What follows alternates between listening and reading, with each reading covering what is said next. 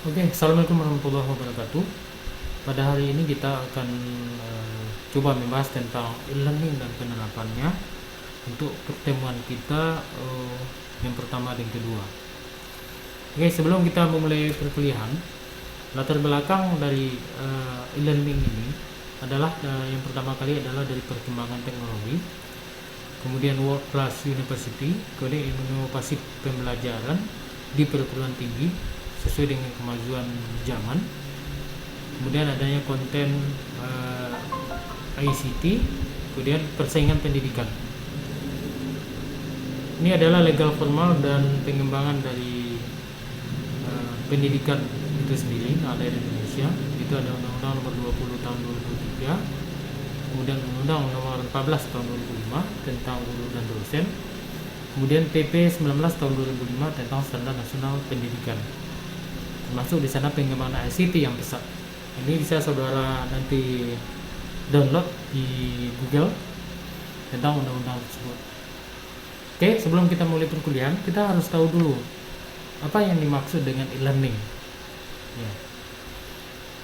Untuk itu kita akan coba membahas satu persatu dari definisi para ahli. Yang pertama dari Michael tahun 2013, di mana dia mengatakan bahwa e-learning itu adalah pembelajaran yang disusun dengan tujuan menggunakan suatu sistem elektronik atau juga komputer sehingga mampu untuk mendukung suatu proses pembelajaran.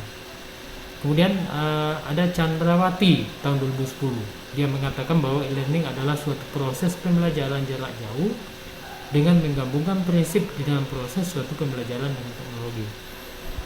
Jadi intinya di sini mereka mengatakan bahwa e-learning itu adalah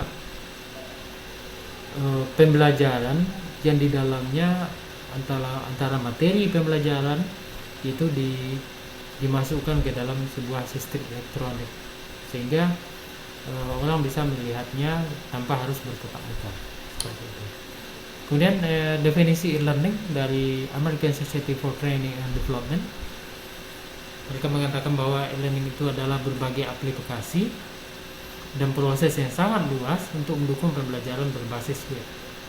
Itu pembelajaran berbasis komputer, kelas virtual, kemudian kolaborasi digital, dan termasuk di dalamnya adalah penyampaian materi lewat media pita, audio maupun video, siaran satelit, televisi yang bersifat interaktif, dan taping dari CD-ROM. Ini contohnya. Jadi semua sistem belajar yang menggunakan internet, membuat kelas virtual, kelas online itu sudah masuk dalam e-learning di sini. Ya, termasuk di sini mereka katakan bahwa ada kaset CD-ROM juga bisa seperti itu. Jadi dapat kita simpulkan bahwa e-learning itu adalah cara pengajaran dan pembelajaran yang menggunakan media elektronik, baik itu internet, intranet, satelit, TV audio, video, atau TV interaktif, CD-ROM dan interaktif dalam menyampaikan bahan ajar maupun interaksi antara mahasiswa dan pengajar tanpa dibatasi ruang dan waktu. Jadi maksudnya di sini adalah pengajaran dan pembelajaran yang menggunakan media elektronik, misalnya internet, yang digunakan untuk menyampaikan bahan ajar. Di sana bisa mahasiswa dan dosen saling berinteraksi, kemudian tanpa dibatasi ruang dan waktu. Maksudnya di sini adalah tidak harus tatap muka. Dosennya boleh di mana saja, mahasiswanya boleh di mana saja, tapi perkuliahan tetap jalan. Oke. Ini adalah contoh-contoh sarana prasarananya. Ada jaringan internet, komputer, handycam, juga televisi, ada seperti ini. Ini adalah sejarah perkembangan dari e-learning itu sendiri. Jadi pada awal mulanya e-learning ini diperkenalkan oleh Universitas Illinois di Urbana-Champaign. Itu dia. Kemudian ini terus berkembang pada tahun 90, yaitu dengan adanya era CBT, Computer Based Training, di mana di sana mulai bermunculan aplikasi e-learning yang berjalan dalam PC standalone. Ya, misalnya dalam kaset-kaset MPEG 1 atau AV gitu. Kemudian tahun 94 berkembang lagi dengan Computer Based Training CBT. Kemudian tahun 97 mulai berkembang dengan adanya Learning Management System. Dari sinilah awal dari perkembangan LMS semakin pesat. Ya. Tahun 99 aplikasi e-learning sudah mulai berbasis web, sudah tambah bagus katanya isinya, kemudian juga kaya dengan perpaduan multimedia. Kemudian kita lanjut pengguna e-learning di Amerika dan Eropa. Ini masih data tahun 2015, di mana mengatakan bahwa berdasarkan data Mood News tahun 2015, Eropa dan Amerika merupakan pengguna 70% e-learning di dunia, di mana 4,6 juta mahasiswa di Eropa dan Amerika mengambil satu kursus secara online, dan diperkirakan 50% program diajarkan secara online. Jadi di luar negeri tersebut 50% pelajaran itu dilakukan secara online, seperti itu. Kemudian mereka termasuk banyak, untuk negara Eropa dan Amerika termasuk banyak yang menggunakan e-learning dalam perkuliahannya.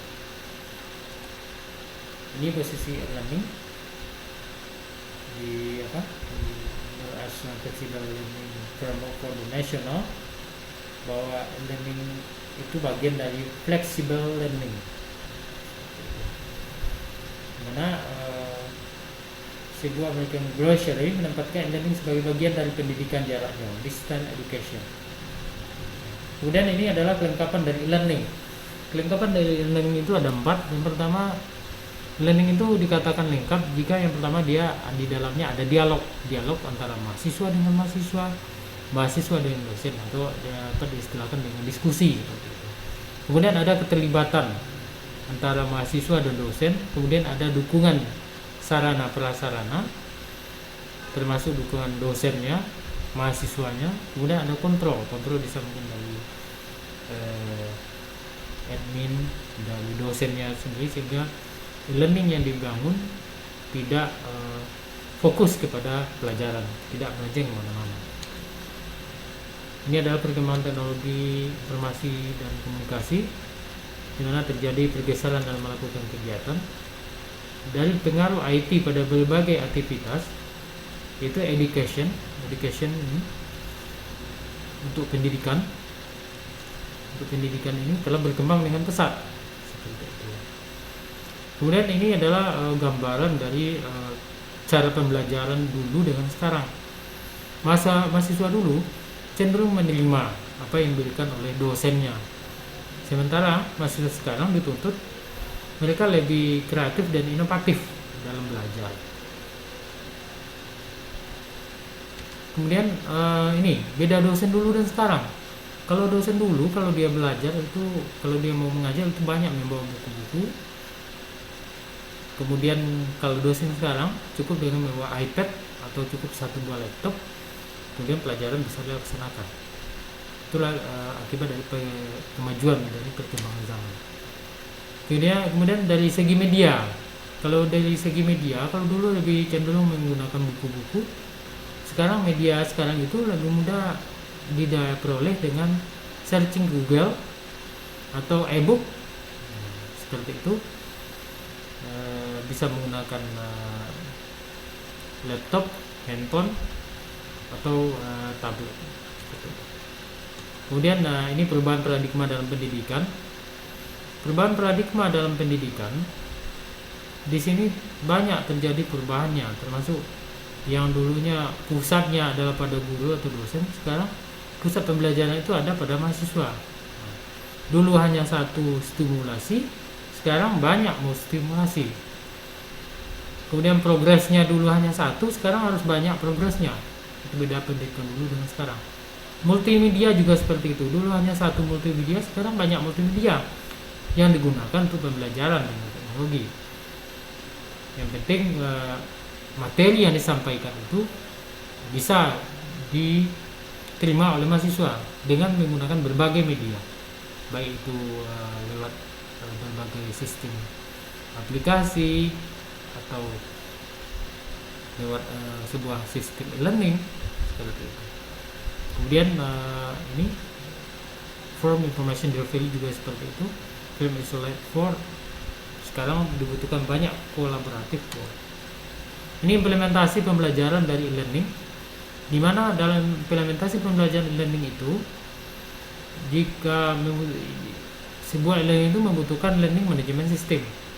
Di sana akan dibentuk adanya manajemen kelas, yaitu ada membuat kelas, registrasi mahasiswa atau absen mahasiswa, kemudian kelengkapan belajar, harus ada silabus, modul mungkin salah satunya, materi buat ajar. Kemudian untuk evaluasinya perlu dilakukan tugas, tugas, kuis dan ujian. Seperti itu. Kemudian diskusi bisa lewat menggunakan messenger, kemudian lewat mailing list atau via WA group bisa juga seperti itu. Oke, ini adalah contoh penilaiannya. Contoh penilaian dalam kuliah online itu. Ini dia. Tugas mandiri 10, kuis online 15, UTS 30, UAS 35, partisipasi dan ujian 10. Totalnya adalah 100. 5, iya. Ini adalah modalnya. Kemudian konsep e-learning. Dalam konsep sebuah e-learning, yang dulu adalah dosen sebagai pusat pembelajaran, sekarang adalah mahasiswa sebagai pusat pembelajaran. Ya. Dimana yang diharapkan itu adalah bukan seperti zaman-zaman dulu, dosen tegak di depan kelas kemudian memberikan pembelajaran seperti itu. Tapi yang diharapkan dalam konsep sebuah e-learning itu adalah online learning seperti itu. Pembelajaran yang dilaksanakan secara online, mahasiswanya boleh di mana saja, dosennya boleh di mana saja, tapi kita tidak boleh. Kemudian keuntungan dari sebuah learning. Keuntungan dari sebuah learning itu yang pertama adalah menghemat waktu dalam proses belajar mengajar. Jadi kita nggak harus menunggu dosennya, tidak harus menunggu mahasiswanya. Pas jamnya misalnya kuliah jam 8, langsung kuliah ke jam 8. Nggak usah tanya dosennya di mana, nggak usah tanya mahasiswanya, tapi perkuliahan tidak jalan. Kemudian mengurangi biaya perjalanan. Mahasiswa datang ke kampus menggunakan alat transportasi, dosen datang ke kampus menggunakan alat transportasi. Tapi jika kita menggunakan e-learning, semua itu tidak ada. Itu yang dikatakan dengan mengurangi biaya perjalanan. Kemudian menghemat biaya pendidikan. Mahasiswa dan dosen tidak perlu beli buku, cukup buka e-book, buka laptopnya, searching di Google, cari materinya apa, ya seperti itu. Ya, bisa masuk ke pustaka online, e-book. Kemudian keuntungan lain menjangkau wilayah geografis yang lebih luas. Artinya di sini mahasiswa tidak harus berada pada satu tempat, tapi intinya mahasiswa boleh di mana saja, baik mereka ada di luar negeri atau di dalam negeri. Kemudian juga seperti itu dengan dosennya. Yang penting ada jaringan internet untuk mendukung perkuliahan bisa jalan. Kemudian melatih pembelajaran lebih mandiri. Ya, tentu kalau learning dituntut mahasiswa lebih mandiri dalam proses pembelajaran. Kemudian ada bantuan profesional secara online. Itu bisa dari IT, dari kampus yang bersangkutan. Ini adalah kekurangan dari learning, butuh usaha lebih dalam proses pembelajaran. Karena dosen harus bikin modul sehingga yang menarik sehingga mahasiswa tidak bosan. Kemudian harus memperhatikan sisi pedagogik dari suatu materi. Kemudian mahasiswa perlu dimotivasi dan diorganisasikan. Karena mahasiswa dan dosen tidak bertatap muka, jadi mahasiswa perlu dimotivasi. Mungkin dengan salah satu dosen harus lebih kreatif dalam perkuliahan. Kemudian pengajaran e-learning itu ada dua bentuk. Yang pertama ada synchronously, yaitu serentak. Yang kedua ada asynchronously. Seperti itu. Kalau synchronously itu bisa secara online, maksudnya lewat chatting atau lewat aplikasi e-learning yang sudah online seperti itu. Kalau asynchronously bisa lewat Gmail, email, blog atau forum diskusi. Bedanya kalau dia online itu face to face, langsung online diskusinya. Tapi kalau asynchronously, kalau mahasiswa kirim tugas ke email dosen, bisa jadi dosennya tidak aktif sedang buka email. Tapi kalau synchronously atau online itu dosen dan mahasiswa harus aktif semua. Ini metode